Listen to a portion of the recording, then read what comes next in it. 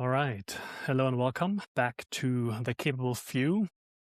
This is episode 4, and today I'm speaking with Burlingame. Welcome, Good to see you Uh, again. and I have had a quite healthy exchange over the past, I don't know, several months, half year or so.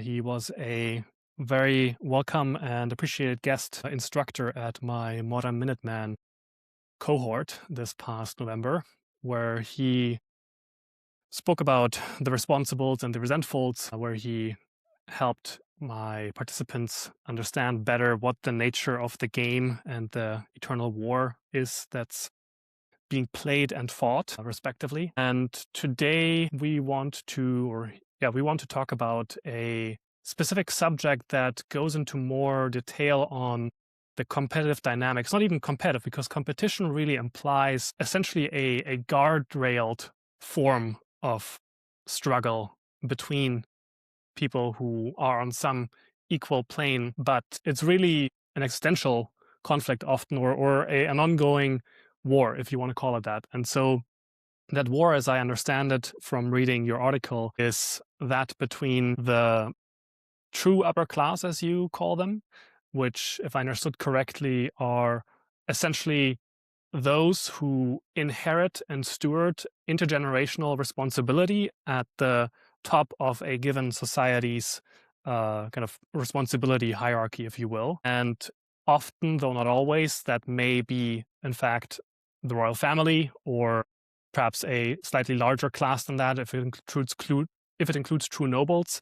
But really the core of it is the behavioral nobility, in a sense, the ability and the willingness to act with responsibility, not only for one's own well-being and advantage, but also for that of the whole structure that one sits at the top of, essentially through that behavioral capacity to enact responsibility. And I think this is something that everybody recognizes is sorely missing today, and is in fact one of those things that makes democracy, or liberal democracy, or however you want to call the system we still have today, it really isn't anymore even pretending very much to be that on its own terms. But what endangers it always, and what it has been decried as leading to always, even since the ancient Greeks, is a degeneration into oligarchy and ultimately essentially a mob rule, which is there is no real responsible use of judgment and force anymore, and it is simply the passions of the moment and those who can manipulate those that rule the day. And they rule the day rather than eons, right? Because the whole temporal horizon of everybody in society, other than those who still have the ability to corral others, shrinks to the day-to-day existence. And Yes. therefore investment and, well, responsible action no longer really is possible. In fact, I wrote an article that I published today as well called The Missing Rung. And in it, I kind of took a conversation, an interview that I watched between Uber Boyo, one of the people that you've pointed to Stefan. as somebody who's Yeah. exploring a lot of these things, and his interlocutor, the warrior philosopher. And in it, they spoke kind of about the phenomenon of technological colonization of our salience network, of our cognition, essentially. And they laid Reverse out singularity.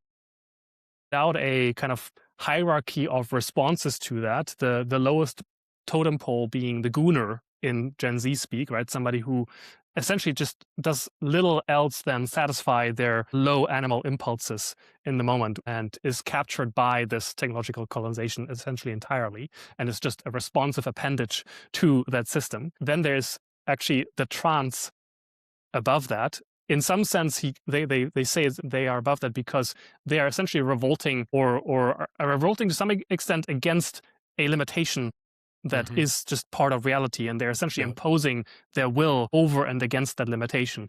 Of course, misdirectedly and misguidedly, but nevertheless, it is a kind of assertion of will. Although It's a low oftentimes resolution revolt.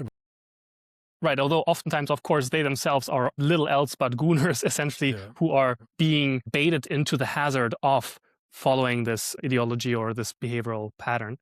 And then at the top of their hierarchy was the kind of current type of the moment, the looks maxer, which to my mind is still preposterous, but essentially it's somebody who accepts the reality that somebody in Gen Z or somebody kind of on the younger end who accepts this reality of technological colonization and attempts to aim high and use all of the factors of efficacy that it affords them to assert the desirability of an ideal to and attain status in this artificial status hierarchy. Right, and that's the problem, in fact, the attainment, the aim at the attainment of status through a means essentially of virtue signaling even, right? Like it's a very feminine... through the it's estrogenic, yeah.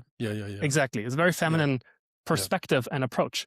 And so what I was adding to the conversation was that it feels like there's a missing rung or even a missing side of the ladder, if you will, right? Like this is just one pole, and there's a second pole, which is the masculine or the collective responsibility oriented. Organic versus the synthetic. Right. And so essentially what I was saying is that there's a trap that I've discovered in organizing these Modern Minutemen cohorts, because I had about 40 to 50 people come through them, and the majority of the people there, they are well-intentioned, they are potentially competent or competent at certain things, but their development is stunted because they have not been invested in by their elders or by the elder men that failed to uphold their end essentially of the intergenerational bargain, but themselves were also, of course, kind of cut short in their development. So it's a kind of tragedy of the commons of progressively less successful transmission of intergenerational capacity and knowledge. And so what I discovered is that there is this temptation to focus your personal or individual attention on your life and your economic advancement as a response to the overwhelming pressure that you experience due to the commons that you exist within or are supposed to exist within having been destroyed so completely that there is actually no value anymore to attempt to contribute into a shared normative commons, if you will. And so what I discovered is that there's always another excuse to not play the game of collective defense, to not attempt to create collective capacity, even if it's at a small level. Right? If you only focus your energies on the professional game, on the financial game, on the status game, then you are but a perhaps less fully captured pawn in this degenerative momentum that's just carrying forward. And so my hope is, or my interest really is in making the primary choice that is available to people so starkly clear that they actually commit themselves to the game of collective action and defense of their societies and the work that is necessary to be done so that it is even possible for the society to resist the oligarchic or whatever the sources are of the degeneration and actually revitalize it or restore it. So I think where we can go from here is really there is a game to be played in the interaction between the people who are capable of responsibility and who want to do that, and the ones who feel like they need an enabler for that, right? Like the average people, or perhaps slightly above average people, right? Like the reason I called my program Modern Minuteman was that I perceived in history that archetype as the proximally attainable one for a larger number of people than the one that you champion, which I think is actually required to create the modern Minutemen en masse, which is the modern knight, right? Like somebody who not only is minimally competent at kind of the means of warfighting and defense at their level, but who can actually organize others to do that, right? And so organize society for the sustainment of those that have to engage in conflict in a manner which is self-sufficient. Right. And so while under attack at every level in every way. Right. And so to close this loop back to the starting point and the topic of today's conversation, we are in this catch-22 of there not being visible the leadership that will make it possible for larger numbers to participate in the defense and restoration of our respective civilizations. And the people who do have that capacity not finding a way to reliably reach and maintain the loyalty of those people who would come to defense if they knew that they were actually fully on their side. And so I'll throw it over to you. Like, this is essentially what has happened with democracy, right? Like that there was this coordinated, sustained attempt to separate the princes or the people who take responsibility for their people and Who are defend born their into people, it, who are born into it. born to the responsibility and Right, who are mortally accountable, meaning they could be torn out of their beds at night for getting it wrong. right, right, right. Yeah. So yeah, that's what I want to talk about today. So Yeah. where do you think we're at with respect to this dynamic in specifically the English or extended English civilization, and how do we find that means of connecting again?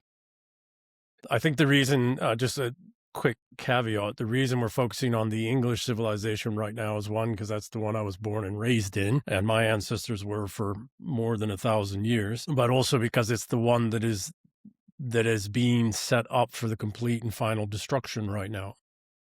At least first on the chopping block. France isn't far behind. The Germanic peoples aren't far behind. It's all happening simultaneously. Also, the English civilizational peoples, we are spread out all over the world in the Commonwealth, right? The empire didn't end. It shifted, unfortunately, to criminalization and rebranded to the Commonwealth. So, we are the last empire to be taken down. Now, Russia's returned as an empire, an imperial people, civilizational people, but they did that on the other side of 80 years of sheer brutality and collapse. And the Chinese have returned, and they've done that on the other side of 70 years of sheer brutality and collapse. So let us pray that we're not on the same path, and we also say the English civilization because we are distinct from European civilization. We developed for more than 1,000 years, thousands of years, really, even before formalization of our civilization in the 800s through the 900s. We developed out there in the islands in direct refutation,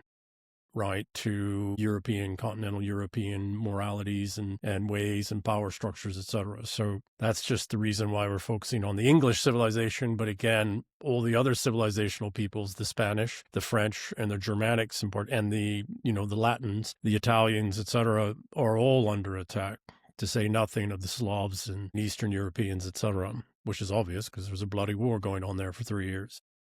Right. So I want to go back perhaps where we start with something you articulated, that there's a missing thing, right?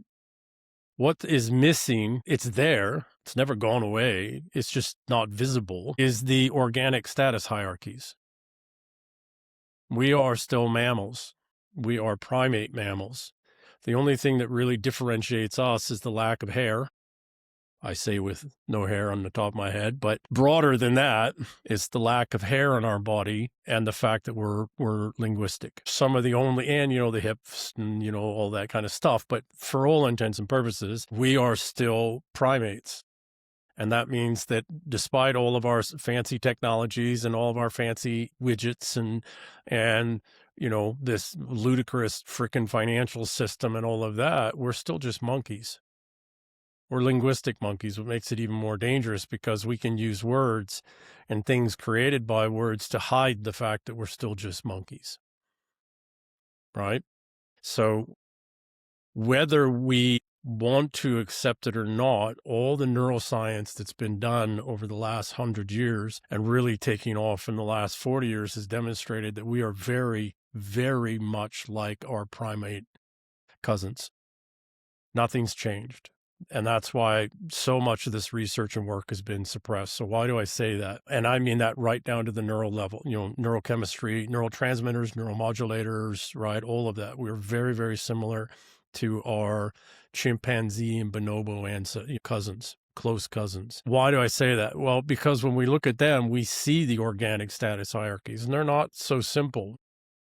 Chimp communities are very complex. They're the social structures and organization and behaviors between the various chimps and the various classes and all of that. And the chimps it's very sophisticated. And I can't remember the lady who did all the chimp studies in the 60s and 70s. Unfortunately, as she's gotten older, she's gone far left, but so be it. She did good work, right? And so I respect that. Point being is that we still have organic status hierarchies. That's what people are missing. That's what people are looking for. That's what their whole being is screaming for. What we've been given increasingly over the last 400 years since the Westphalian model was rolled out, but the attempt to bring down organic status hierarchies goes all the way back to Rome. And this is what Joseph Campbell was talking about, that Rome changed something fundamentally at the myth level, right? At the mythos level, and then the introduction of Christianity, et cetera. But the point is that organic status hierarchies are still there. You can only earn that. You cannot be given a position or a place. You can't looks max. You can't trans max. You can't do any of these things. You must earn through competence, and you must earn through contributions. And the biggest contribution is you're fighting in the eternal war by effectively playing the infinite game, as we discussed before. What's been given to us, so organic status hierarchies are all relational. Where am I in relation to other people in my family, in my community, in my larger organization of communities? Where do I fit in that relationally? Not financially, not economically, but, if I really needed something, who could I pick, and I needed to pick up the phone or send an email, who would be able to actually provide some assistance or some guidance or open a door for me, and what level of society are they at, right? Where are they relationally in the status hierarchy, in the social status hierarchy? That's, again, where are they in relation, right? So relational. What we've been given increasingly by the merchant princes who've gone all out for over 1,000 years, really going back to the 700, to destroy hereditary princes, what we've been given instead is an artificial status hierarchy. And that status hierarchy is transactional. What's the largest transaction you can do by reaching into your network? What's the most impactful transaction you can do? That's not relational. That's, it's socioeconomic instead of sociocultural. So, it's not based off of relationships. So I'm in an organic status hierarchy because I come from an old family or two old families. I have access to people that most people don't. I have relationships. Not that I seek them out or anything, but if these people cross my path, well, because our families crossed paths numerous times over the last 1,000 years, we have a different conversation. And then we reassess, well, where are we relationally at this point? That doesn't happen, and it's not necessarily about, well, what do I need from you or what do I want from you? It's just, okay, here's a recalibration of where we are relationally one another, and we'll just let that be. Maybe now in my life, or maybe 3 generations from now, that reconnect and recalibration might be important because our families might cross paths again, and we might need to be, in some kind of an alliance. That doesn't happen in artificial status hierarchies. And that's even only possible because the self-conception, the not just individual but familial identity is Correct. one of a continuity throughout Correct. time that passes on not just individual preferences, but collective behaviors and norms. Correct. And so on. Correct. So if we put a word to that, Moritz, right? If we put a word to that, what is it? It's civilization.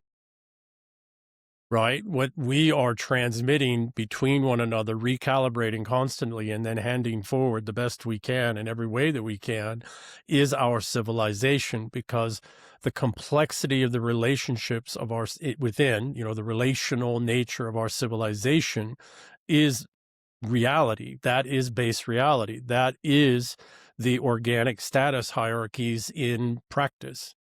Invisible, demonstrable, recognizable practice. It's very rich, it's unbelievably complex, and it's very old. And you can't buy and sell it. You can't civilization max. Which enrages people to no end. Correct. Because it sets a hard limit to the forms of influence that some people would wish to exert over others. Yeah, well, absolutely. And why? Because whatever influence they have has to be relational, and that takes work. Yes. and It not in doesn't a come free. single engagement of what do you got? What do I got? What is the value of the price difference? No, no, no, no. Again, it's what I said. I might have talked to that person 30 years ago. I haven't talked to him since, but our families have crossed paths a couple of times, et cetera, and we've maintained some kind of a connection, or maybe my generation and in my life, we've never crossed paths, but my grandparents did, or great grandparents did. This reminds me of this trope that I think was fairly common in TV of, I don't know, decades and decades ago. Mm. Is not I've not really seen it anywhere anymore other than derogatorily, which is uh this father who says we are the, I don't know, the beerlings, right? That we don't Hmm. do that. Like Yes, that's a thing that used to have a very strong meaning. Right? yes. We are this family, we don't do that. It's a We matter don't of do that in this identity. family. Yes. Exactly. And that I don't see it anywhere anymore. Like nobody really acts from the membership of a family that is like that. We have infantilized all of our people. I say this to my daughter very infrequently because when a father says something like that, it needs to be heard and it needs to be very serious. So it's not something we say all the time, but a father has, there are times when something is so outside the pale, as we say, right? So unacceptable a behavior that the father does stop, make sure that the child or whoever it is, even a brother, right? Like I'm the older brother, so the younger brother or sister or whatever, and we say, we do not do that in this family. And then it's not just a matter of the words. It's then a matter of, well, there's a price if you continue to do that in the family.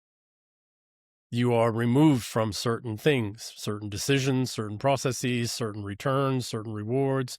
I mean, even that term beyond the pale, right? Like Yes, it's the unfenced area that is ours, right? Like it's a yes, landed yes, conception that like this is our correct, land, this is who correct, we are, where we are, and correct. what you do when you do something that's beyond the pale is exile worthy, or would put you beyond the protection of ours. Very good. And those things can't be monetized or bought or sold. So, so what we're dealing with is we are dealing with, I keep hearing people say, powerful thinkers and geopolitical thinkers, some of which are my friends and colleagues, and I respect them immensely, but they keep articulating a new trope. And the new trope is that there is a conflict between two systems of governance. That's not true. It's not true at all. That's framing within within the artificial completely. There isn't a conflict between two forms of governance. There's a conflict between the synthetic and the organic. There is a conflict between relational status hierarchies and purely or transactional status hierarchies. That's the real conflict. And does it play out in forms of governance and societal norms, et cetera? Yes, but that's not those structures of governance. It's just like I wrote several pieces on there is no right or left divide. The very concept and idea is arguing within a frame that is all on the left. So when they speak of the right, in this political orientation, what are they speaking of? They are actually speaking right of left, not right of center, right? And so then what does that mean? Well, then there's no true conservatism. Because conservatism, what do you conserve? Well, you're conserving organic, natural status, relational status hierarchies, and those fall outside of this artificial left-right divide. So what we are all dealing with and what, as you articulated earlier on, the younger generations are having to source out and work out is, are we going to continue with the artificial transactional world, the artificial status hierarchies that are transactional based and, whatever transaction max is probably a phrase we should create, right? Are we going to transaction max or are we going to step out of the artificial status hierarchies and get and relational max on the other side, where there may be the need for a transaction of some form or fashion. That does happen, right? We do need transactions, but they need to be based off of things far more than, relational things versus, artificial status hierarchy, transactional things, right? What does that mean? Well, let's say we need to do a business deal because I need to sell some land or I need to sell some assets but I want the right to buy them back at a future date at not some ludicrously jacked up price because the family's run into some liquidity issue. And so, okay, what's the relation? Well, I can reach out to somebody in the network that I know that we've got 100 years or 200 years of family history. And I could say, hey, do you have the opportunity to do this right now? I'd like to buy it back at this time, at this price, and they're going to be far more likely to do that. Why? Because 200 years ago, 300 years ago, their family had to do the same thing and we did it. Right? So, and maybe I can't repay it.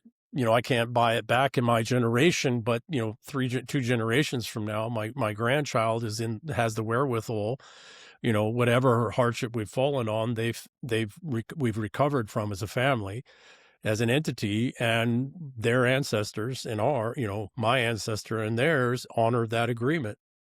Now it's probably marked to, market at that time, and it's not the same rate as et cetera, but we can buy it back without being just, without the value being jacked, the price being jacked up so much that it's not viable and it's not real. These are things you can do relationally. You can't do so that's a transaction we needed to do, but within the relational construct. It's embedded within Correct. the belonging, essentially. Correct. And it presupposes by nature that there will be a reciprocal transaction somewhere later when necessary or needed, meaning we too, at some later date, maybe not too far, or maybe several generations from now, will return the favor. Right? That doesn't happen in the artificial status hierarchies that are purely transactional. Right? Because in that, everything's disposable and nothing has continuity. Right. And there's this eternal tension also between the requisite investment and insurance that has to, on some level, be there for a collective or a familial or national organism, if you will, to maintain integrity, right? Like if you don't invest in anybody, nobody can actually develop into somebody who can repay that investment and perhaps more than that. But at the same time, this is also what is exploited by the feminine or the left, if you will, wish estrogenic. Yeah. Yes, this wish and this need, in fact, to invest in the next generation, to invest in those or to secure those who perhaps through not only their own missteps came onto hard times, or there's always this need to lend a helping hand. But if you abuse that need, then you undermine and in fact destroy the incentives and the structural supports. Yes, but what happens in a relational system is you are reduced in status. You are lower yourself in a relational status hierarchy by acting in such ways to such a degree that you can actually remove yourself almost completely from that. Whatever your social class is within that relational status hierarchy, you can remove yourself completely over 1, 2, 3 generations, and that happens. That does happen. That's the other thing people need to realize, is that there's 3 upper classes. True, when people talk about the elites, et cetera, they're really talking about 3 very distinct upper classes: the upper middle class, the lower upper class, and the truly upper class. These are all 3 very distinctly different classes. They operate and function and behave in very different ways. They're locked in all-out conflict and war. Very few families survive for very long in any one of those 3 classes.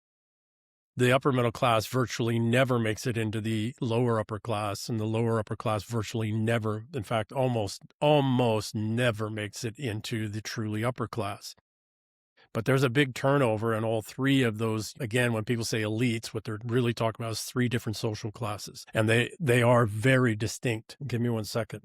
So you can, through the behavior you're talking about. So if I cause relational deficits, I can remove through that. I can remove myself from the truly upper class or the lower upper class or the upper middle class within a generation.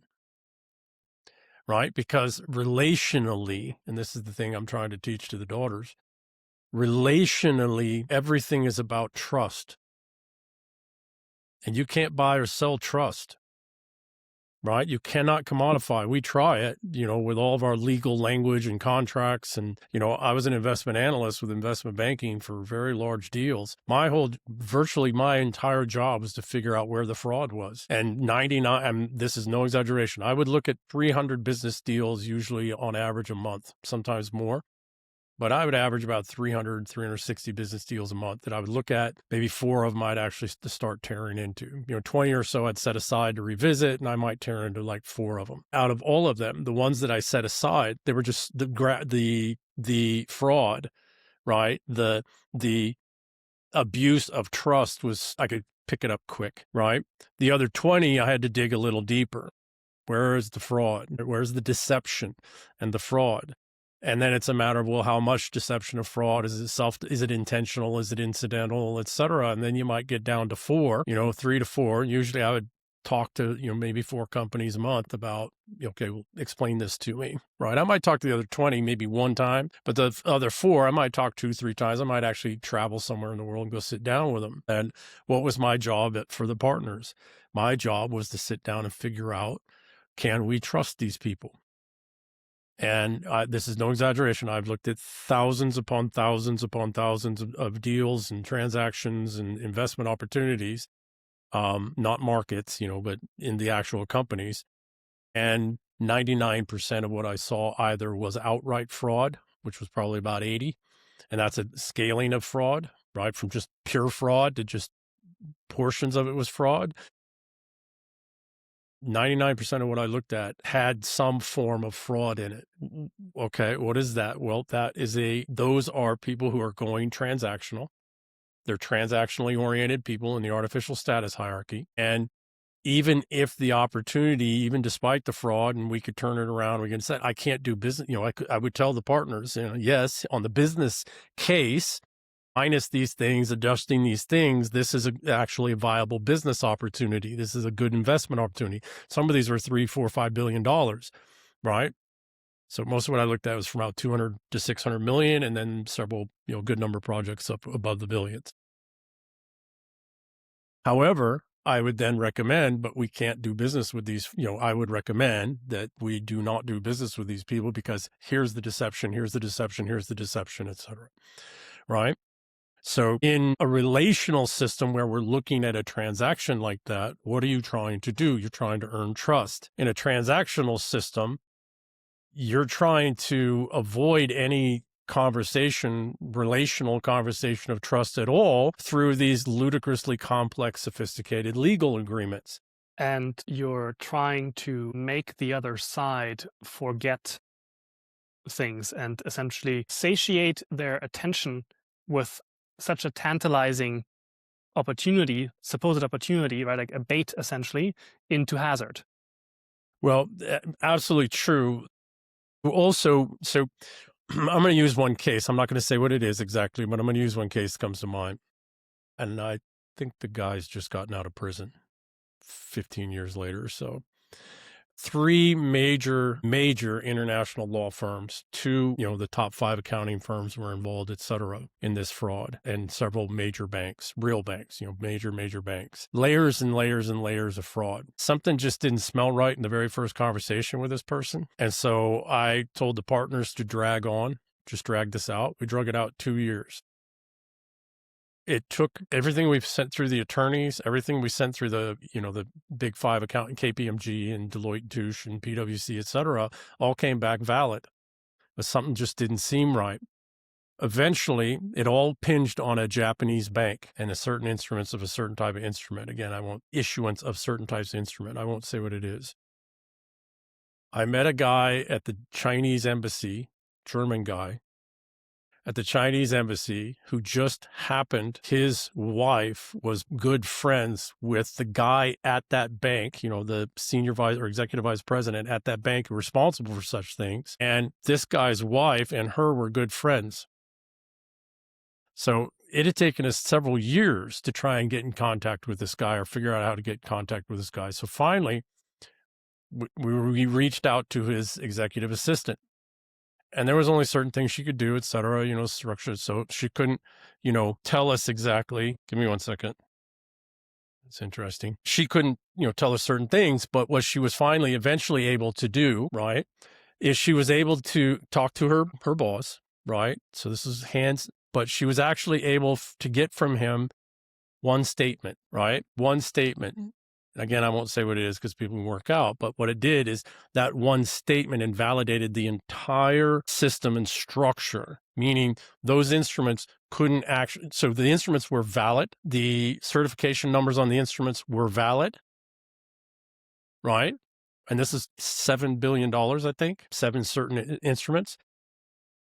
However, the manner in which the individual that we were working with, the principal on the other side we were working with, the manner in which he articulated that he had digital certificates of et cetera, was not actually how the bank functioned at the functional level.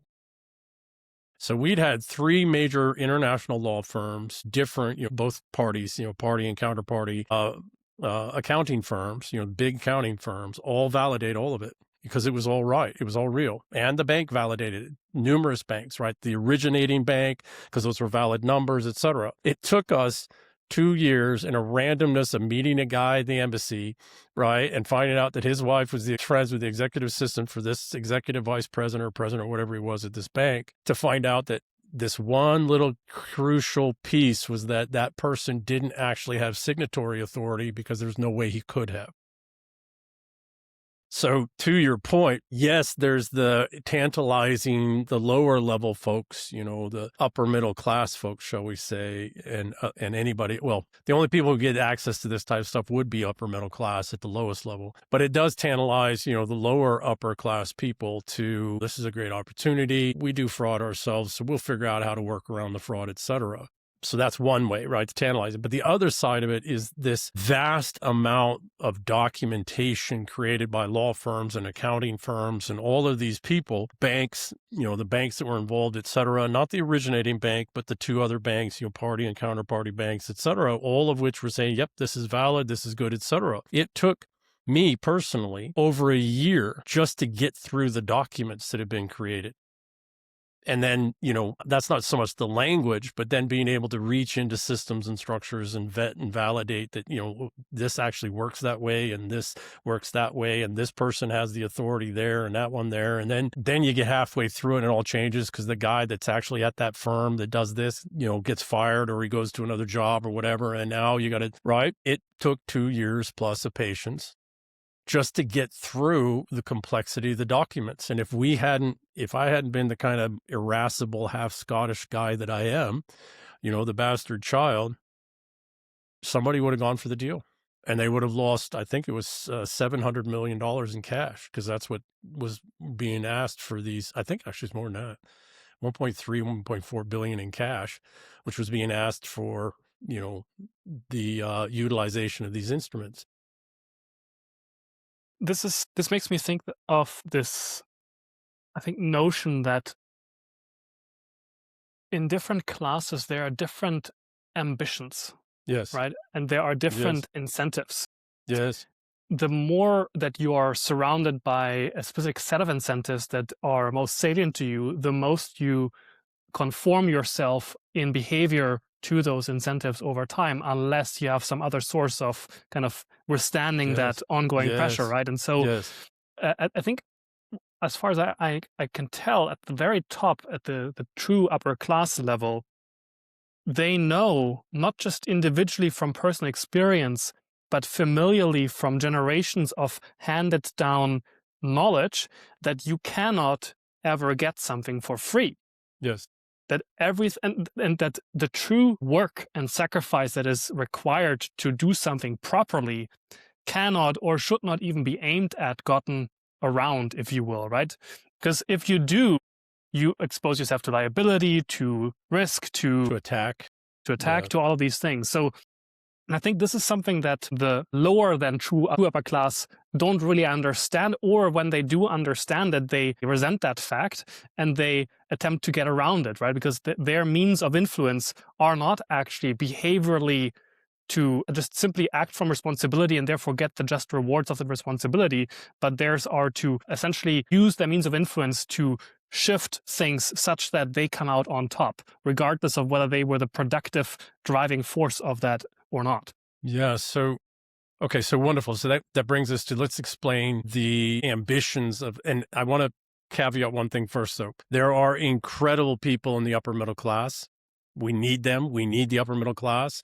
There are incredible people in the lower upper class. We need them, right? They serve both of these serve very, very important roles in the overall structure of humanity, the tribe, the tribe of tribes, etc. And there are extraordinary people in the truly upper class. In fact, it's virtually impossible. You have to be extraordinarily capable and extraordinary, you must be a true paragon of your civilization and your people, or you don't last in the truly upper class for more than you just don't. You get wiped out. People need to understand something. The truly upper class gets rolled out frequently, right? In all kinds of ways. So I want to say that, right? There's good, solid people in the upper middle class. We need the upper middle class. That is the pinnacle of managerial capacity. Right? We need that. We need folks in the lower upper class. These are your transactional people who really master and maximize the utilization of the upper middle class's managerial skills to conduct complex, sophisticated, long-term transactions that we do need to keep all of this going, right? Those folks that are solid in the upper middle class and the truly upper class in the lower upper class, work very closely with the people in the truly upper class for everybody, right? To fight this eternal war on behalf of the people, right? So the people can play the infinite game and evolve and adapt and change and improve their station. The difficulty becomes one of, it is virtually impossible to go from upper middle class to lower upper class. And it's just, again, like in primates, it's because the neurophysiological requirements of being so capable at the upper middle class precludes you from the upper class or lower upper class, because it's a fundamental different neurological, physiological, psychometric wiring that's required. And a lot of the times, the breeding patterns of people in this class all the lower classes, they stay the same, and they are simply not attuned to the primacy or the importance of those kinds of games, essentially. Correct. Like, that's really the only means that a member of a upper middle class could, not himself, but perhaps his offspring, actually enter that. Correct. So wonderful. What we also have to, very much what you're saying, the upper middle class itself is a broad class with numerous subclasses in it. And so you could go from the lower end of the upper middle class, let's say, I'm just using numbers, that's not really the best way to do it, but let's say you've got $10 million worth of power. You go, well, it's probably more than that. Now it's probably, let's say, $200 million worth of power. The upper middle class is several $billion. Right. And I don't use the numbers as the monetary numbers. I just use it as, what can you do if you had $200 million in the world versus, $2 billion or $3 billion. Right. And the lower upper class goes from right now, I think it's $3 to $5 billion to tens of billions of dollars. And again, that's not or hundreds of billions, actually. Right. But that's not about the money you have, because there are unbelievably capable, powerful people in the upper middle class that don't even have $1 million. Right. And there's truly capable people in the lower upper class that maybe only have $10, $20 million. Right. So it's not so much about a monetary account. That's the artificial status arguments. Okay. So the upper middle class itself, because of the broad, unbelievably complex space they operate in and function in, and very much to you say they do intermarry. Classes intramarry. Classes tend to intramarry because that maximizes their offspring's opportunities. However, also, because the three upper classes think about this before all other things, it also helps them maximize resource retention. Resources aren't bled out from the family, from the social class, et cetera. Okay. So that's managerial class, the upper middle class, or the bureaucrats, judges, all of these things. The lower upper class are transactional oriented, transactional based. This is your lower nobility in the old system, right? And what are they focused on? They are focused on very specific domains. very specific domains, and on the complexity of managing and overseeing all of the relations and complexities and transactions necessary for the sustainment of that domain. And that could be major corporations, investment firms, it could be countries, it could be, et cetera, et cetera. So the lower upper class is tuned broader than the upper middle class. It uses the upper middle class for high-end management, but it is still limited in certain domains, certain industries, certain, whatever it may be, right? Like the Rockefellers in oil, or the Gettys and et cetera, or Flick and the railroads. Right, Carnegie and steel, Musk in, technology, really, because his company's all, Musk's advanced engineering is probably a better way of saying it with Musk, right? All of his companies are really, aspects of the same core capability. That's the lower upper class. And the lower upper class is engaging with and directly with the truly upper class because they cross paths all the time.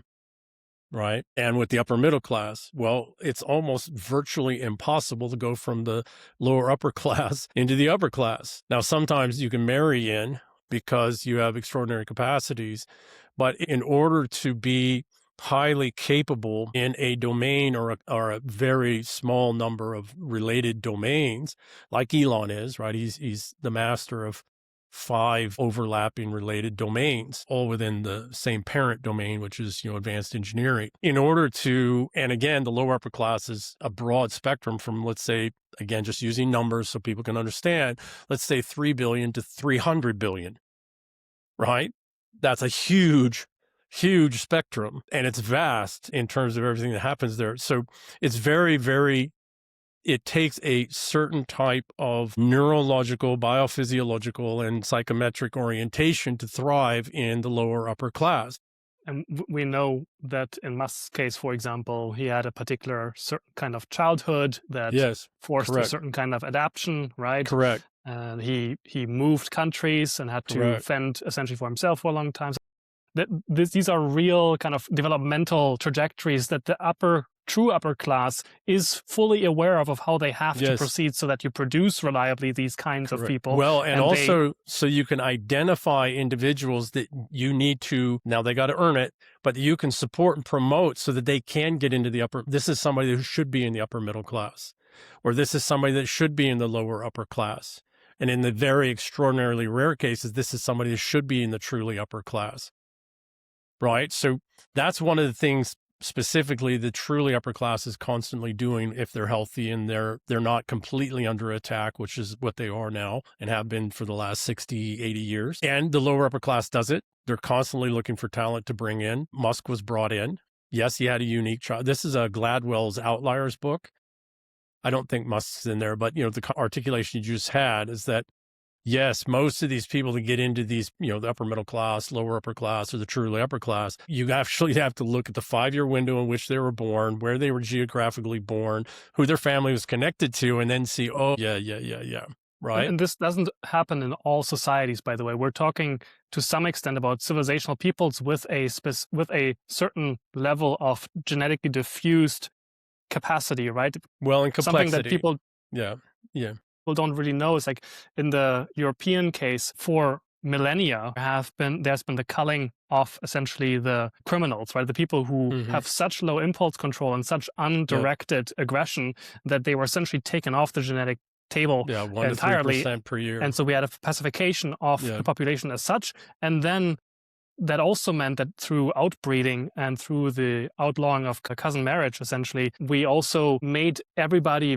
very much related to each other, and not like incestually related to one another, but that the population at large is well related to one another. And so what this also means is that you can have people who at one time in their familial line were at upper class or upper middle class, but fell economically or socioeconomically down to a lower level, but can rise again because the genetic potential is still there. So this is not an economic thing. Right? This is what I currently see in the comments here as well. Exactly. We're talking about capacity. Yes, it is a purely capacity thing. And again, there is high turnover in the UMC, upper middle class, the luck, lower upper class, and the less of a higher turnover. But right now we're in a period where there needs to be more turnover of the truly upper class. And there's not much of the truly upper class remaining because they've been steadily under attack. Really, since the Westphalian model and the Inglorious model was put in place, they've been destroyed. I mean, when I say destroyed, I mean, what did the Napoleonic Wars do? Look at how many noble houses were killed in the Napoleonic Wars on all sides. And then look at what World War I did. It pretty much ended it. And then World War II was just the final coup de grace. Well, as these three upper social classes start to reorient and reorganize themselves, they're set up again for a complete culling. Right? A complete destruction. Here's the point. The most important point. These three classes are locked in all-out life or death war. The upper middle class, the non-responsibles portion of the upper middle class and lower upper class, which is only about 20% of them responsibles. The rest are trying, the upper middle class is trying to do away with both upper classes, the lower and the truly upper. Because they have the delusions of being able to take over their role. It's the master and emissary problem, right? They're the emissaries and they think, well, we're doing all the work. Why do we need the master?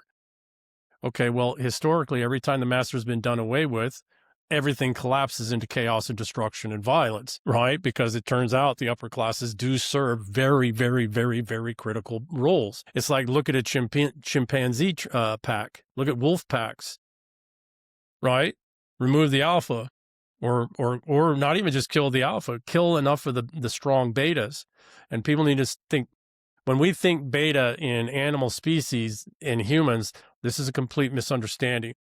As in, alphas, the betas are one step below the alphas in animal species. The betas are the ones that do the raising of the young. They do the hunting. They do the fighting. Alphas fight amongst each other, right? And other alphas of other top level groupings, and they keep the beta versus beta competition within control so that it doesn't get out of control. Betas in animal species, social animal species, do most of the heavy lifting. Well, it's the same here with the upper middle class. And below the betas, basically in animal species, are thetas, omegas, sigmoids, etc. Well, sigmoids are separate. Anyways, point being is this: the upper middle class has an emissary problem. The resentfuls and the adoptables in the upper middle class, and the emissary problem is they believe they're doing all the work, so they don't need the alpha. They don't need the betas. They're the ones doing everything. Well, okay, but what do you wind up with? Stalinist fucking Russia. Maoist fucking China, Pol Pot Cambodia. That's what happens. French Revolution. Invariably, French Revolution, Nazi Germany, right? This is what you wind up with when you do away with the upper classes. And look at what the Germans did, the Nazis did to purge and then threaten and bring over some of the German nobility, right? Which also speaks to that the means of influence that's available to the resentfuls or those who are not truly upper class are to bait each class into a particular kind of hazard where they are shielded from the consequences of their actions sufficiently long that they fail to recognize the limits of their pattern of their action. Power. Yes. And they forget this conflict, this tripartite conflict. And actually, to be quite honest, the tripartite conflict is what fuels and drives the civilization until it gets out of control, which happens at times. The lower upper class uses the upper middle class's emissary problem, attempts to remove the upper classes as a weapon against the upper class. Because the lower upper class thinks, well, we can do that. We have all the money. We have all the businesses, all the corporations, all the companies. We have all the entities. Why do we need the upper class, truly upper class? What the hell do they do? What do relationships matter? We got good attorneys and we got great accountants and all the stuff I was talking about earlier, by the way. What is all this pointless symbolism? Why do we need a civilization, right? I can't monetize that shit, right? So, they use the upper middle class's attempt to remove the upper class it's like Gollum. Then we be the master. Right. And so the lower upper class, and then the other lower upper class is also thinking, why are we maintaining the truly upper class? That's a cost structure. That's and they're getting in our way because they're using all this soft power to make sure that we don't, enact this or enact that or do this or do that, we would maximize profit. Set limits to our transactional behavior. Right. Yeah. It set limits to our it's exactly very good. Right. And what is the truly upper class doing? Well, the truly upper class is trying to survive those two other classes constantly, right? And one of the prime examples of that, and I'll use the British royal family, especially since it's in the news today, and to something you articulated earlier, this is not necessarily a direct heredity thing. However, it is a heredity thing, meaning you need to be born with the capacities, and then you have to have the environment around you, which is also shaped by their genes, but you also have to have the environment around you from the very earliest age to shape and guide you to be able to even understand the world of the upper middle class or the lower upper class or the truly upper class. Simply because people forget that we are actually very different from one another along meaningful dimensions because we look alike. Yes. But if you wouldn't say that a beaver who even attempts to make a dam when he is in a human house out of the stuff that he can find around him, you wouldn't say that he is the same as, I don't know, a rat, even though their body types look somewhat similar, right? And they also build nests. Yeah, exactly. So the animal and also human types, even though we are Homo sapiens largely all, we do not only come from and exist within different niches, we also create them. Well, and we also have fundamentally different capacities. And that's how we have to look at the upper middle class, lower upper class, and truly upper class and actually even the middle class and the two, three working classes, right? I don't quite like the term working class. I mean, it's true, but it encompasses folks that can't work or don't work or, well, can't because they have mental health issues, et cetera. And I don't want to lump them all together because you've got extraordinary people in the work, in the lower working class and the upper working class, right? You've got extraordinary people in there. Oftentimes they are, in fact, behaviorally at a low scale more virtuous because they cannot afford to be otherwise. Correct. So here's the thing. They are constantly in struggle, the same as the truly upper class is. And it turns out that the working class and some, good portion of the middle class, but really the working class and the truly upper class are more like each other. Just think scale difference, but they are way more like each other than any of the other classes. It's astounding. And there's a great scene in the movie, A Knight's Tale. You remember that movie with the Irish? Yes, Owen something, I think. No. Gosh. Oh, I feel terrible. He played the Joker, too, in the second movie. Great actor. Unfortunately died too young. But anyways. Heath Ledger. Heath Ledger, right. Brilliant. Love Heath Ledger. One movie I hate, but I won't say it. Everybody knows what that one is. And I think that movie actually broke him. I think that's what did it. Give me 1 second. There's a scene in there where the Black Prince, William IV, I think, or Edward IV, I don't remember. Anyways, the Black Prince, right? Where the Black Prince recognizes him. He knows that he's been lying, et cetera, but he's faced him and he's watched him in the joust, et cetera. And so the Black Prince says, to this commoner who was acting like a minor noble prince, the Black Prince in front of everybody says, no, we found a scroll and Why? Because the Black Prince, who is quite literally the crown prince of England, that's who it was patterned off of, recognizes nobility in this commoner, right? Exceptional nobility. And he goes out of his way to help this commoner actually become minor nobility. Why? Because the truly upper class and the working classes are very much alike. The only difference is scale. But give me 1 second. Back to the royal family. The truly upper class, so there's a phrase, right? There's a term.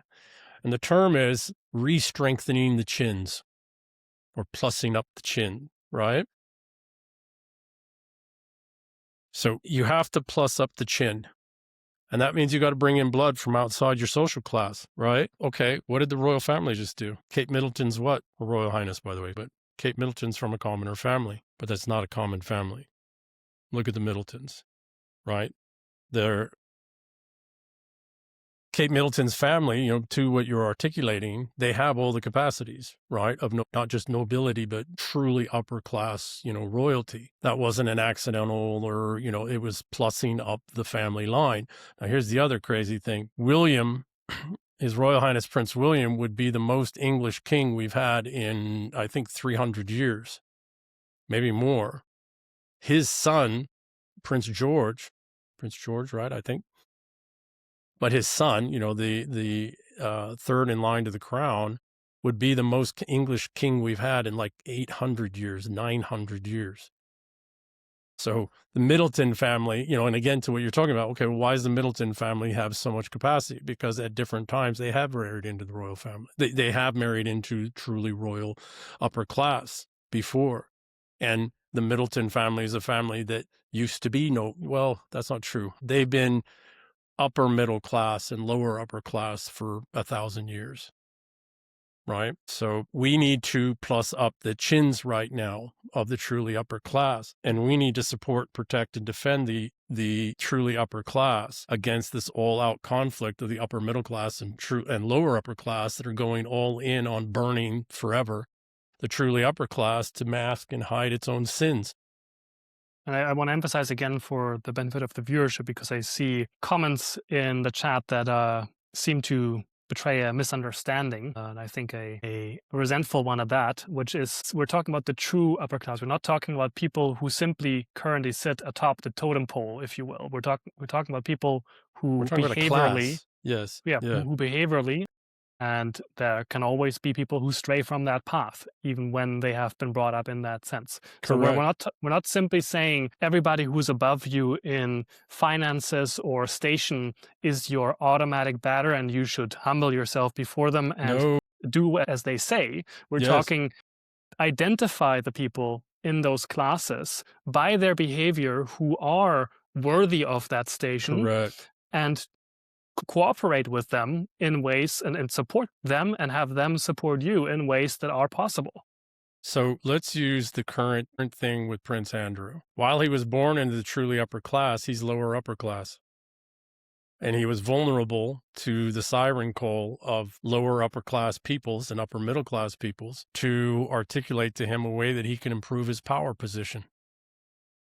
That's again to something you articulated earlier. Just because you're born into a class doesn't mean you have that capacity.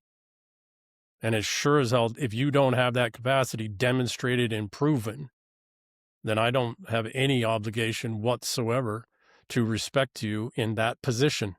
This, by the way, is... In fact, I have an obligation to not do so, but yet, go ahead. And this is, by the way, what was meant both by the so-called rights of the Englishman and the articulation of those rights of the Englishman in the American Constitution, as in, we believe all men are created equal. It does not mean that all men are the same. Are equal. Or are equal, but they are created equal in the sense that they deserve and must defend those rights and those duties and obligations that come along with being an Englishman or being an American. So this comes directly from the English Constitution. It comes directly from the Magna Carta. It comes directly from the English Bill of Rights, 1689, right?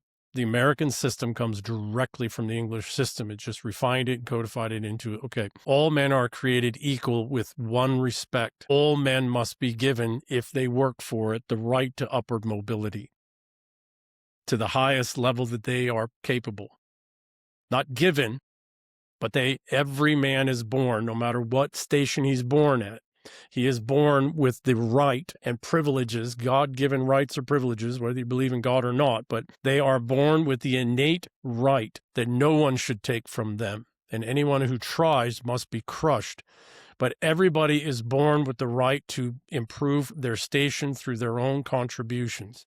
This is essentially the enshrinement of the English people's group evolutionary strategy, as in their civilization, Correct. To continuously renew their vigor and capacity by affording the talent where it actually exists a path to contribution and being rewarded for that contribution, and therefore better the well-being and the capacity of the entirety of those peoples. Yes, that's exactly right. It gets to exactly what you're saying. This is how the English civilization survived 1,000 years. We have this upward mobility capacity and nature built in to our, give me 1 second, sorry. We have all of this built in from the very beginning into our civilization, codified and fought over by 3 kings in a row who made sure that this was the core and genesis of the English civilization. And that's why we have what is called the common law. What does the term common mean? It means the king, the noble, all of the classes. All classes fall under the same law. And this is what His Majesty the King said today in the statement from Buckingham. His Royal Highness Prince Andrew was not shielded or protected by the station that he was born into. All men, all Englishmen are subject to the law.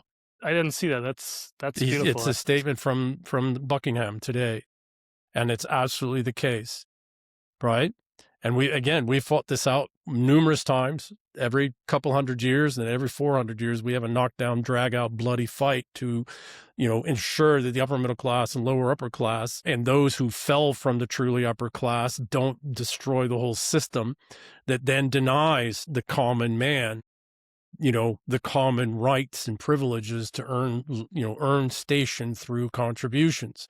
And to ensure that, in order to ensure that the truly upper class is constantly locked in war with the lower upper class and the upper middle class to ensure that the common man has that right. That's why they are constantly under attack. And people are all talking about, well, we don't need no this, that. Okay, well, you need to take a step back and look at the last 400 years. Everything that has happened, all the enslavement, all the theft, all the abuses, all the pedophilia, all of this stuff, genital mutilations, buying and selling of humans, organ trafficking, all of this vast taking, all of it has happened in direct inverse proportion to the loss of power and the diminishment in size of the truly upper class. So how the hell is the truly upper class that's been getting decimated for centuries actually responsible? We are. You know why we the people are? Because we didn't come to the defense of the truly upper class. We fell for the upper middle class and lower upper class's bullshit. Their manipulations, what the hell do most people actually know about the true upper class that wasn't given to them by the lower, image, vision, articulation, all of it by the upper middle class and lower upper class trying to destroy them. And this has come alongside or has come along with the separation also of people from the land, because it is on the land where the relationships between the true upper class and the rest of the people are created and maintained. If you do not see somebody in power or somebody of that true upper class actually acting in your vicinity to the well-being of you and yours, you will not really feel and you will not have engendered in you any feelings of loyalty to those people. And of course, we should remind our viewership here that, in fact, the world wars, so-called world wars, decimated this class as well. Not only did it kill their young, the new generation of those times, it also disinherited them and essentially destroyed their ability to continue to fight on behalf of the people. And here's another thing. What it also did is it drew the loyal peoples into those wars as well and killed them in great numbers.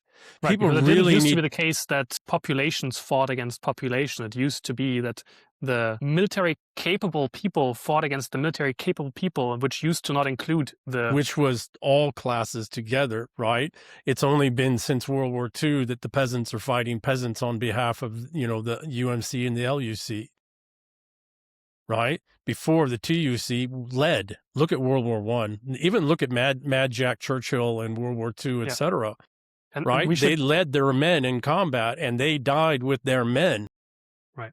And we should connect this now, I think, to the last piece, which we haven't fully made visible yet, although you've written about today, which is this estrogenic disposition, or the estrogenic form of warfare, being and fighting, essentially, right? And this includes not only women as such, who on the whole are more estrogenic in their hormonal profile. It includes also men who are more estrogenic than their counterparts or their class members as well. Now, it doesn't necessarily mean that they have higher levels of estrogen in the system. It means that they've learned deceptive mating strategies. And so they do this deceptive conflict, this deceptive warfare. Right. So what does the estrogenic term mean? It means those that engage in deceptive warfare, deceptive conflict to improve their mating strategy, as a mating strategy. Well, what most people don't think about, and they really need to, you can look at all kinds of animal species, look at, humans, etc., is that the most powerful mating strategy for the lower upper class specifically is to kill off the offspring and to otherwise destroy the healthy breeding women I don't mean it quite like the Handmaid's Tale, but the reproductive capacities of other classes. And not just other classes. If you look at the lower upper class, they are ruthless with one another. They are trying to destroy the other houses every freaking day of the week, every way they can. I grew up around these women. Man, they're destructive. Yeah. Destructive. And without limits, really. This is Without any something that restraint. it's Yes. something that men have a very hard time understanding, that it's part of Yes. reality, and reconciling themselves Yes. with that, right? Like Yes. men, we generally direct our aggression against the outsiders, and we understand that our success does not, or we should understand that our success does not and cannot depend only on our own capacity. Correct. Right? And that our genetic strategy, in fact, does not only succeed by virtue of us maximally reproducing our individual genetic code, but also by making more successful the reproduction of our Of the co-ethnics, tribe. yes, our Correct. tribe. So Exactly. what happened, very, very good. So the way healthy male reproductive strategies work is it's the genetic reproductive capacities of the tribe. The way female reproductive, estrogenic reproductive strategies work is only their own genes. Period.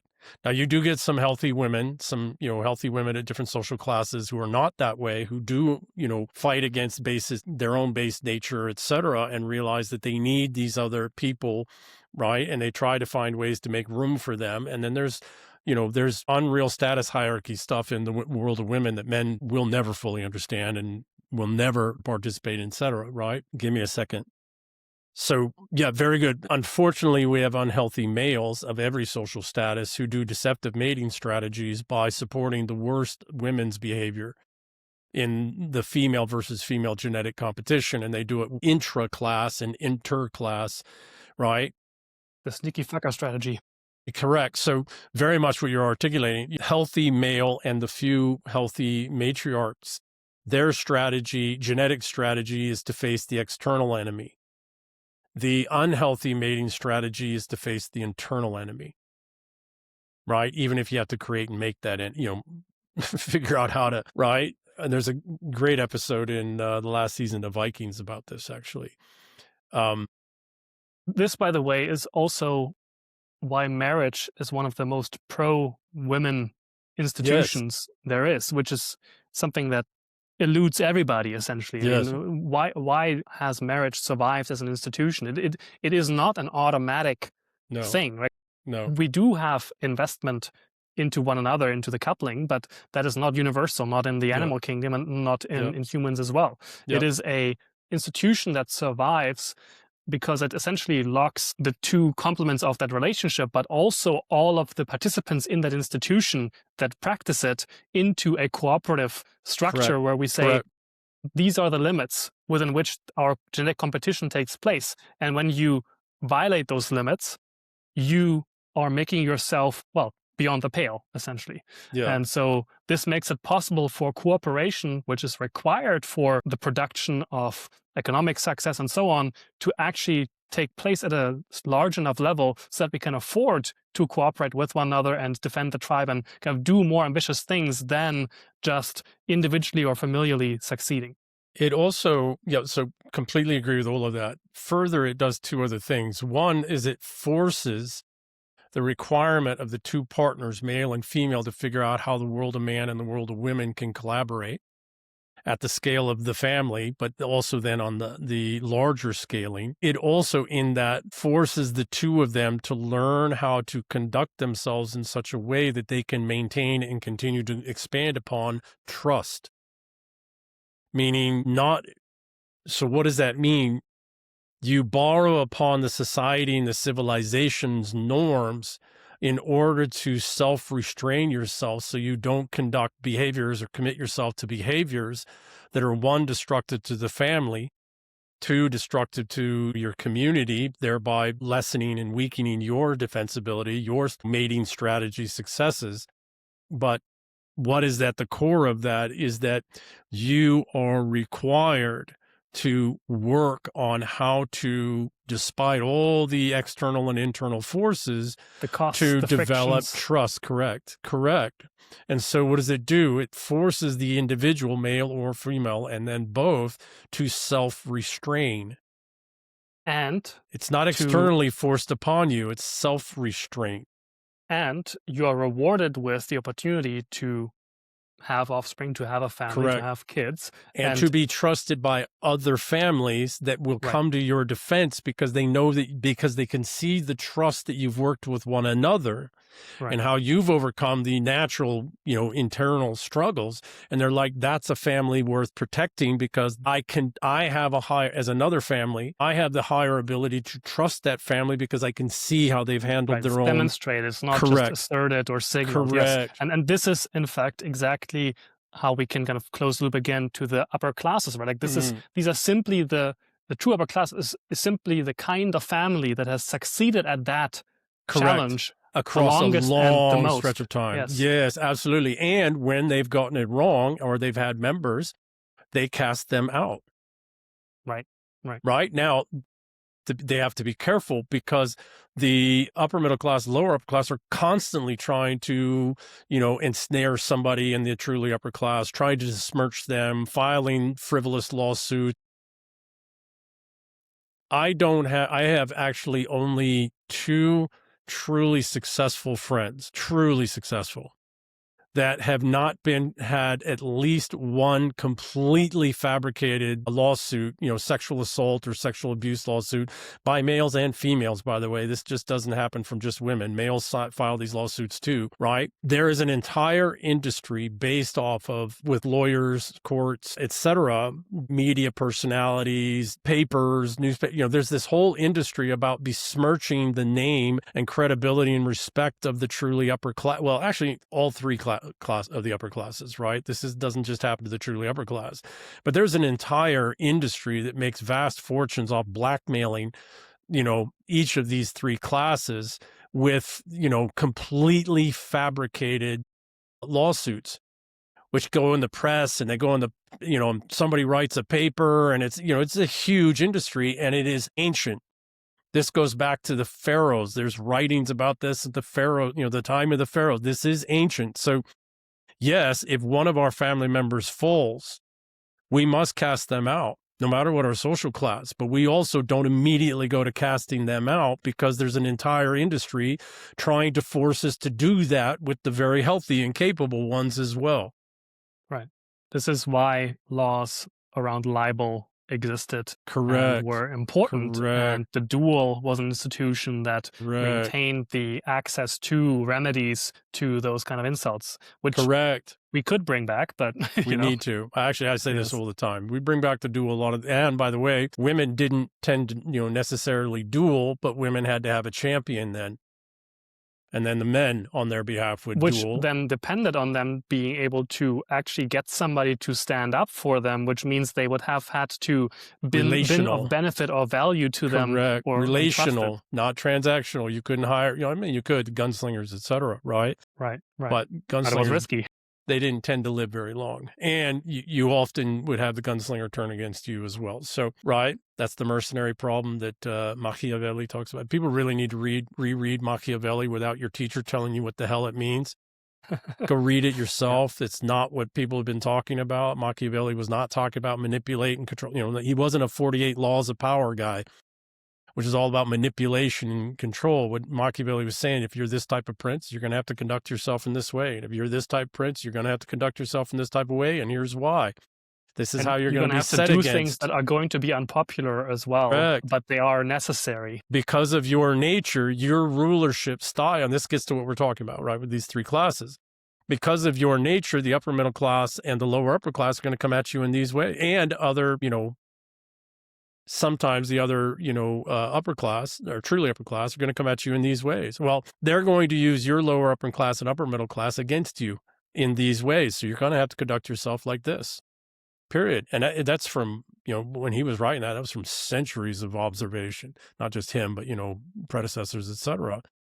So what we need to understand is that when we talk about elites, we're really talking about 3 very distinct social classes They are very unique unto themselves. They have very unique conflicts, intra relationships and conflicts. They have very, very unique intra or inter relationships and conflicts. And it is this perpetual conflict between these three elite classes that actually makes everything work.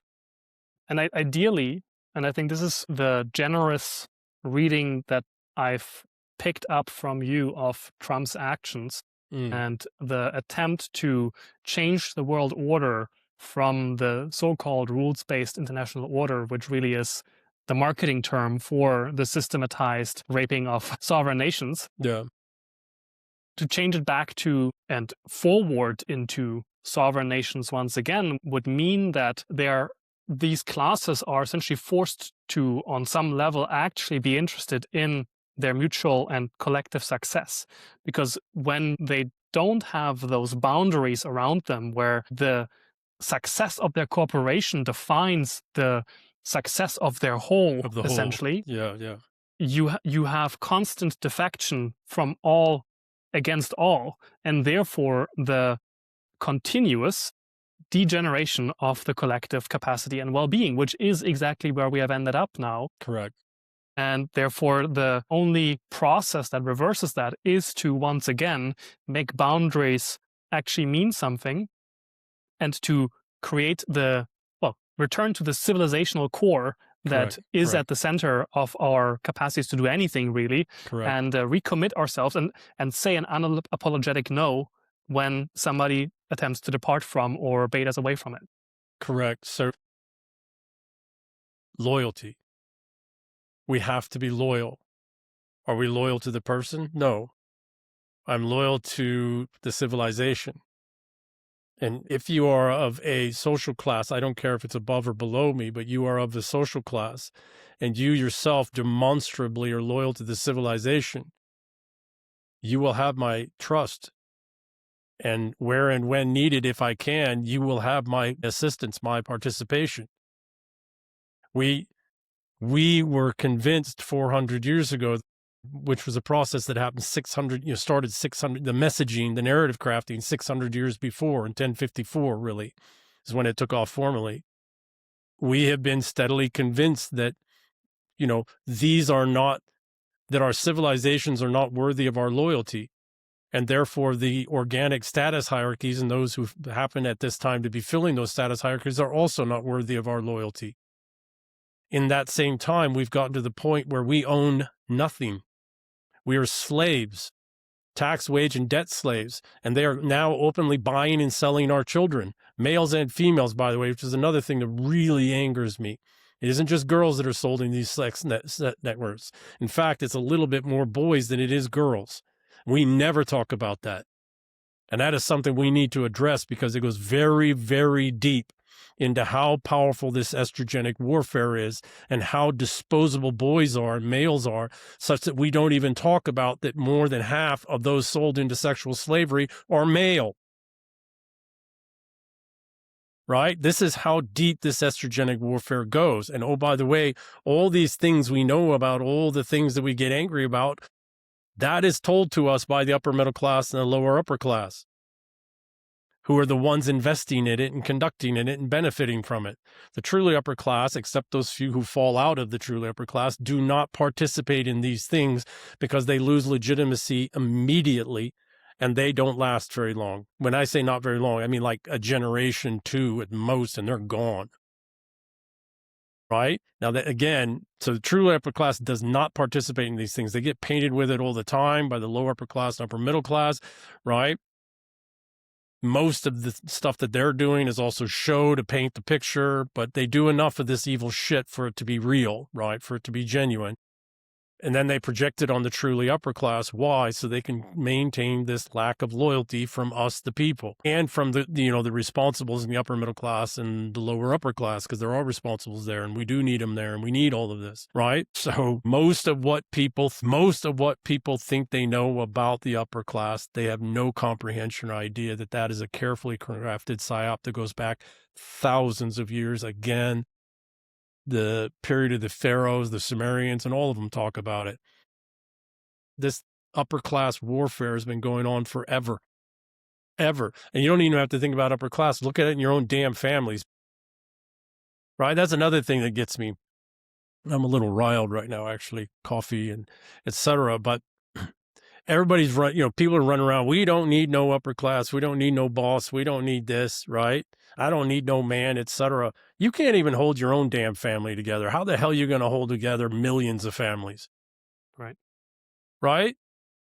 It's like 50+% divorce rate. 60% of people don't even get married now. You can't even handle a personal relationship. How the hell are you going to handle a state? And you think the institutions and structures and systems are going to do that for you? No, they're managed by people. It's a cartoon version of what power and competition and Correct. politics and struggle looks like. And Correct.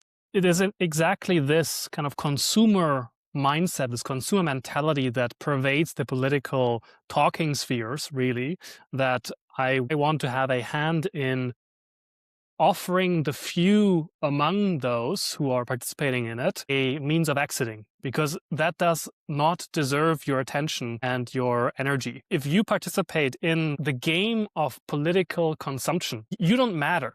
Correct. You can cast your vote, you have that right, but that's about all that you ever will do to have some nominal notion of influence on the collective. Nothing. Yeah, it means nothing. Let's give me 1 second. People talk about all you're doing when you're doing that is you're feeding the upper middle class and lower upper classes world. However they want you to. They can just obviate that. They've been doing real elections for at least 40 years in the United States at pretty much any level anywhere. And even longer than that, even back to Rome, they were buying the elections back in Rome, right? We know about this. And we have Tammany Hall here. So what the hell people think that that's a legit system, right? The liberal democracy is a legit system. Liberal democracy is the upper middle class and lower upper class waging war against the people and the truly upper class. That's what liberal democracy is. And then people think, well, we don't need any of them. We don't need any of those three upper classes. We'll handle it ourselves. Okay, well, you'll be Iraq within a generation, right? You'll be, one of these other third world countries within a generation. That's not hyperbole. That's not exaggeration. That is quite literal truth. And oh, by the way, that's not quite Mad Max. I mean, it is in some places sometimes, but that's what allows for the Mad Max world. Yeah, I think the message we can close this out with, because I think we've been going for a while, I think we're at a good point we brought home, is do not take lightly the burden that is power. And true power. And do not assume that you know what that is like, that you have what it takes to exercise it or to even assume its mantle. And be grateful for those who can and who do. And your role, and I include myself in this, your role, my role, our role as whether we are middle class or upper middle class or whatever it is to continue to make the small sacrifices in the moment of not taking the bait, of not adding to the cacophony of noise, of not doing the transaction even when we know it is eroding the collective capital that we and our ancestors have worked so very hard to accumulate and aggregate, and instead to ask for and demand and offer our support to those who will step forward to virtuously exercise leadership and power and judgment and form ties of cooperation with them that can withstand the external pressures that rely on our individual commitment and failure to abstain from the vices that make us feel compromised in our moral posture. So this is what I see or have seen around me, which I think is what made Christianity originally so attractive, is that it offered the people who did not have power, who did not have means, who did not have status, a vector of claiming and demonstrating virtue of at least doing no harm.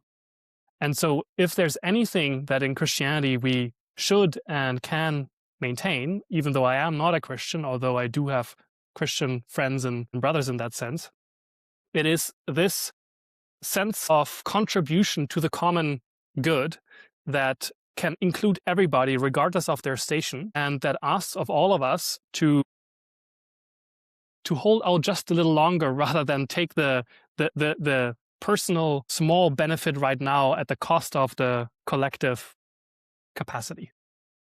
Yeah, so I don't disagree with any of that. I would try to distill it down to something simpler. I'm not so smart. I paid attention. I've looked at things for a long time, but I got a horrible memory for, facts and details and all this clever, Mostly sophisticated thinking stuff. out loud. Right? We have to be loyal.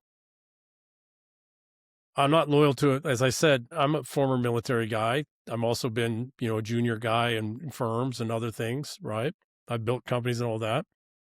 I'm not loyal to the person. I'm not loyal to the institution either. What I am loyal to the last moment of my life in every form or fashion is loyal to my civilization.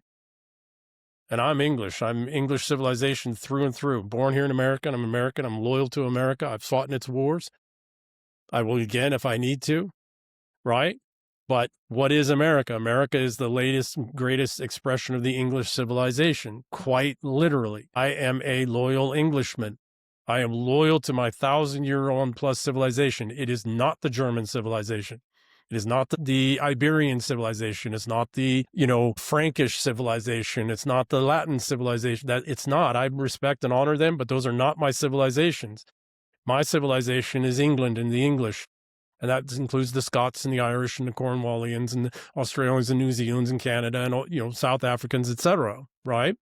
We're all part of the same English civilization. I am loyal to it fiercely. I am loyal to anybody who is equally as loyal to our civilization, whatever their station is. I don't care if they're a homeless person on the street or it's the king or the president. I don't care. If they are equally, demonstrably, across time, loyal to our civilization and its furtherance, its adaptation, its changing, its evolution, because that has to happen. But if they are equally loyal to it, then I am equally loyal to them.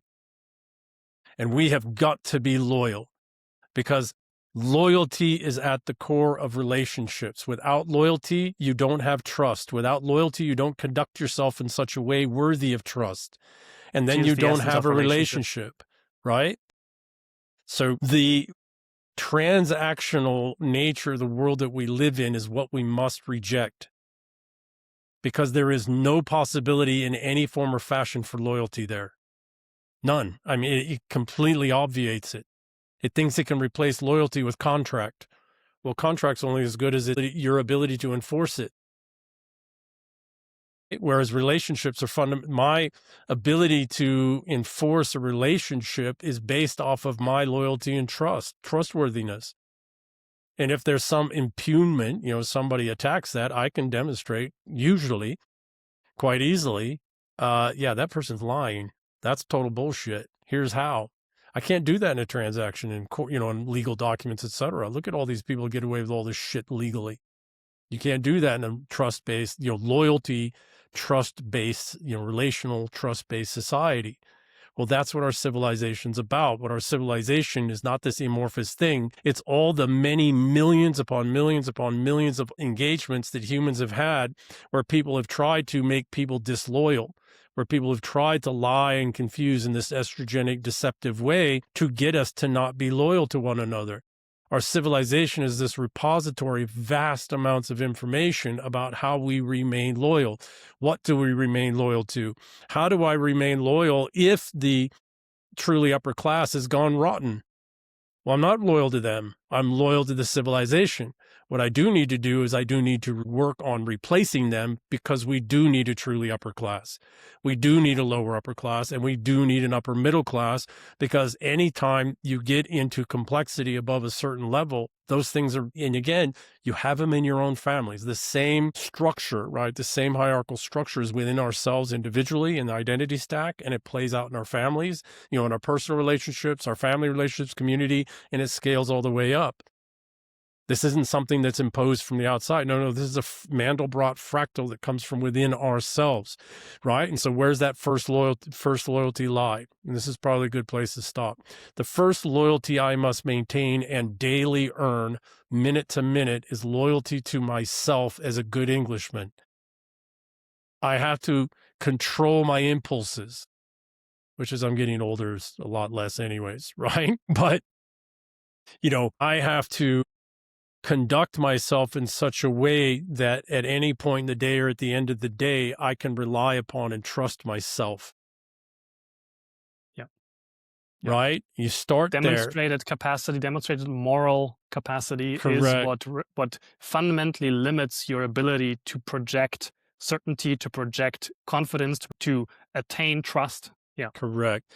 And here's how I do it. I learned this when I was very young, and I have to thank my Wallace mother, Scottish Wallace mother. I got to thank her for this, not for a lot of other things, but this and some others, right? I have had to carefully, across my entire life, ensure that I don't become transactional with myself. I'm going to do this right thing, but I'm going to do it so I can reward myself in this way. I don't conduct myself or live myself that at all. I conduct myself the best I can, and I work on it every day. I conduct myself the best I can so that I can trust myself. And why? So that others can trust me. And I can't do that transactionally because I need to do that perpetually. And I have no idea what transaction might come at some later, you know what I mean? I have no idea when or where that will be recognized, when or where that'll be necessary, what or not compensation will come from. I have no idea. What do you do when nobody is watching? This is the same pattern in your own life of you cooperating with your past self and your future self as it is in the families that you are another version or another generation of. So I think we'll end it there. I appreciate you coming on, Ian. This was a wonderful conversation. I assume we will have many more, both private and public. For the benefit of our viewership, you know where to find on X, on Substack, on his website, ianburlingame.com. And you already are on these channels. CapableFew.com is the podcast that this is on. And I will offer as a closing thing a link that I invite you to visit. This is a little quiz that I set up so that you can take a basic, simple stock of where you're at in your life in terms of readiness. Like, how well are you set up to have the trust of the people and your family around you? How well do you understand what is happening locally in terms of politics or power? How well are you ready to respond to crises when they happen? So this test or this little quiz gives you a sense of that. It sends you the answers, and then you're welcome to do with that what you will. And feel free to reach out to either Yam and myself to continue to pursue these kinds of conversations. And thank you for tuning in.